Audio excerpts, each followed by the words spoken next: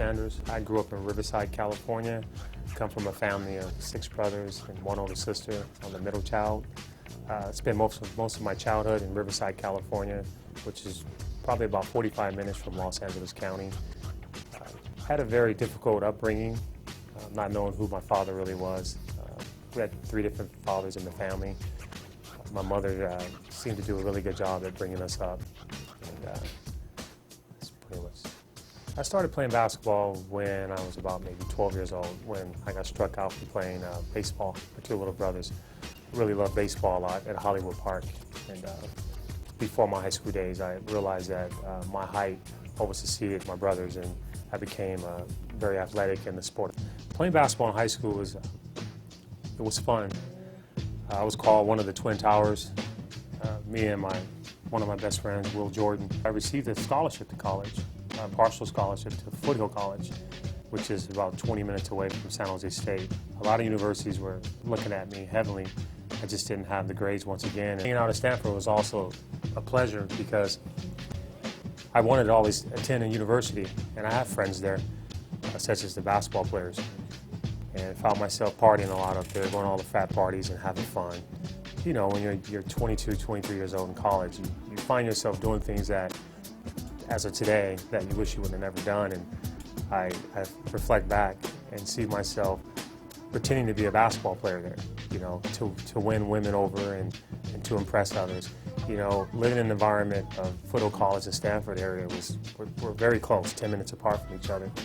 A very high-class neighborhood. And I always wanted the nice things in life. I don't know where these things came about into my life to want, but I found myself really chasing things in college that allowed me to get in trouble.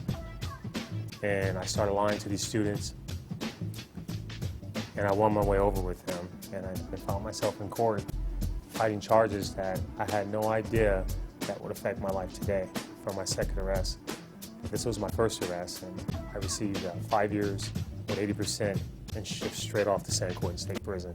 It was like, oh my God, what is going on here? Sitting in the back of that bus for the first time, 5-year sentence, doing 80% with good behavior, going into San Quentin State Prison.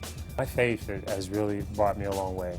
I still struggle with my faith today in other areas, but my faith in like doing wrong or taking from others or finding myself falling in the cracks of crime, my faith has totally told me that, you know, that's wrong. And I see myself today as a role model to help others get out of trouble from falling in the cracks of life that I've chosen to take down the road. The troubled teens that I work with today are very challenging. They try to manipulate and do the things that I'd done when I was a teen. These teens, we give them GEDs. We work their way to society at employment.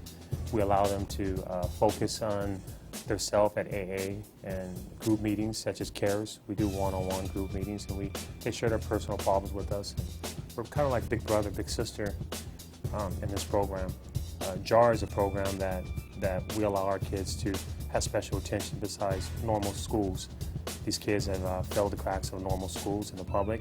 We're their last chance that can allow them to attain a high school diploma such as the GED program and the maintenance program and the construction program that we offer for the kids when they turn 18. It was so incredibly naive of me to even think that I didn't know what was going on. So my faith today has taught me to realize that it's easy to be deceived by the things of this world and get caught up into the things of this world.